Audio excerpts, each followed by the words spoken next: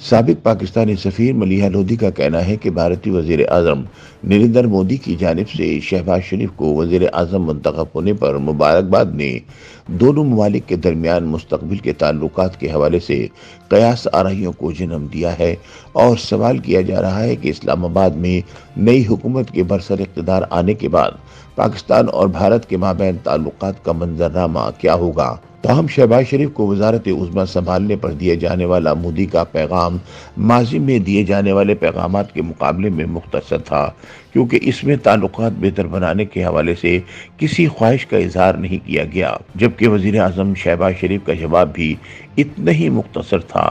پاک بھارت تعلقات کی موجودہ پیچیدہ نوعیت کو مد نظر رکھتے ہوئے ان روایتی پیغامات کے تبادلے میں کوئی اور مطلب تلاش کرنا غلطی ہوگی۔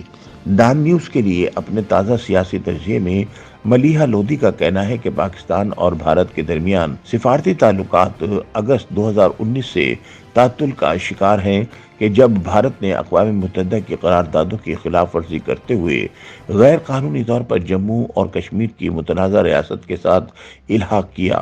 رسمی مذاکرات اور امن عمل تو بھارت کی جانب سے بہت پہلے ہی معطل کیا جا چکا تھا، لیکن بھارت کے اگست 2019 کے غیر قانونی اقدام کے نتیجے میں مقبوضہ وادی پہ طویل عرصے کے لیے لاک ڈاؤن اور پابندیاں لگائی گئیں، جس نے پاکستان کو تجارت معطل کرنے سمیت اپنے ہائی کمشنر کو وطن واپس بلا کر سفارتی تعلقات منقطع کرنے پر مجبور کیا۔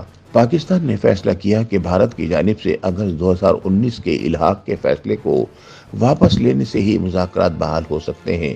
بھارت نے کسی بھی بات چیت میں دلچسپی نہیں دکھائی، بلکہ اس کے بجائے اس نے کشمیر میں اپنی جابرانہ پالیسیاں اور انسانی حقوق کی خلاف ورزیاں جاری رکھی۔ پاکستان کے احتجاج کو نظر انداز کرتے ہوئے بھارت نے کشمیری مسلمانوں کے لیے ان کی زمین تنگ کرنے کے لیے قانونی، آبادیاتی اور انتخابی حوالوں سے اقدامات کیے۔ تاہم 2021-2020 میں بیک چینل روابط کی وجہ سے دونوں ممالک کے درمیان کچھ حد تک برف پگھلنے کی امیدیں پیدا ہوئیں۔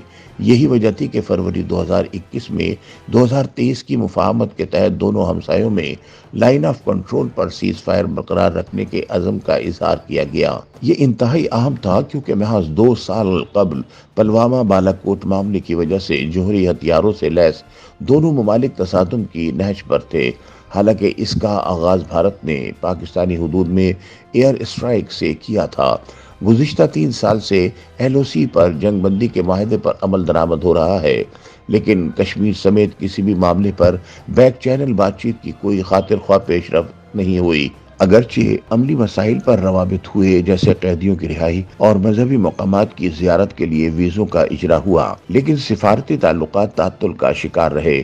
جنوری 2023 میں بطور وزیر اعظم شہباز شریف نے کشمیر سمیت سنگین مسائل کے لیے بھارت کے ساتھ سنجیدہ اور مخلصانہ مذاکرات کرنے پر زور دیا۔ العربیہ کو دیے گئے انٹرویو میں انہوں نے کہا تھا کہ پڑوسیوں کو امن کے ساتھ رہنے کی ضرورت ہے، اور ساتھ ہی مذاکرات کے لیے اپنی آمادگی کا بھی اظہار کیا۔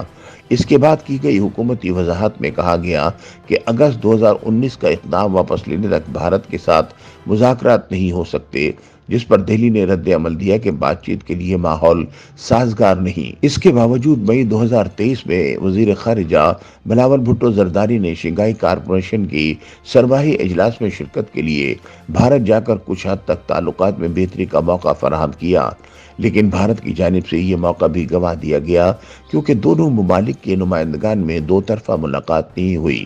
اس کے بجائے دونوں فریقین باہمی الزام تراشیوں میں مصروف نظر آئے، جہاں بھارتی وزیر خارجہ جے شنکر نے بلاول بھٹو زرداری پر دہشت گردوں کا ترجمان ہونے کا الزام عائد کیا۔ ملیحہ لودھی کے مطابق اسی پس منظر میں پاکستان اور بھارت کے تعلقات کا جائزہ لینا ضروری ہے۔ اپریل اور مئی میں متوقع بھارتی انتخابات سے آغاز کرتے ہیں تو ہمیں کسی بھی سفارتی اقدامات کے لیے انتخابی نتائج کا انتظار کرنا ہوگا۔ نریندر مودی کی بھارتیہ جنتا پارٹی اگر انتخابی مہم میں پاکستان پر الزام تراشی کا سہارا لیتی ہے تو اس سے ان کے ارادوں کا اندازہ ہو جائے گا۔ انتخابی بیان بازی کو ایک جانب رکھیں تو بھارت پہلے ہی واضح کر چکا ہے کہ پاکستان کے ساتھ کسی بھی 2 طرفہ بات چیت میں کشمیر موضوع نہیں ہوگا اور نہ اس پر مذاکرات ہوں گے۔ متضاد بھارتی موقف کے پیش نظر شہباز حکومت کے لیے بھارت کے ساتھ بات چیت انتہائی سنگین چیلنج بن جائے گا۔ بھارت کے ساتھ تعلقات کی بحالی کے حوالے سے دو نقطۂ نظر ہیں۔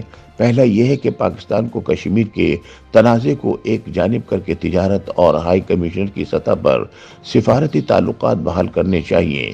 تاہم یہ اس بات پر منحصر ہے کہ بھارت پاکستان کے ساتھ رسمی مذاکرات بحال کرنے کے لیے کتنا سنجیدہ ہے۔ دوسرا نقطہ نظر یہ ہے کہ اس طرح کے مذاکرات مکمل طور پر بھارت کی شرائط پر ہوں گے، جس کا مطلب کشمیر کو چھوڑنا اور اگست 2019 کو اس کے اقدامات کو غیر اعلانیہ طور پر تسلیم کرنا ہوگا۔ بھارت طویل عرصے سے تنازعات حل کیے بغیر ہی تعلقات کو معمول پر لانا چاہتا ہے۔ ان شرائط پر مذاکرات کرنے کا مطلب یہی ہوگا کہ پاکستان اپنے دعووں سے دستبردار ہو گیا۔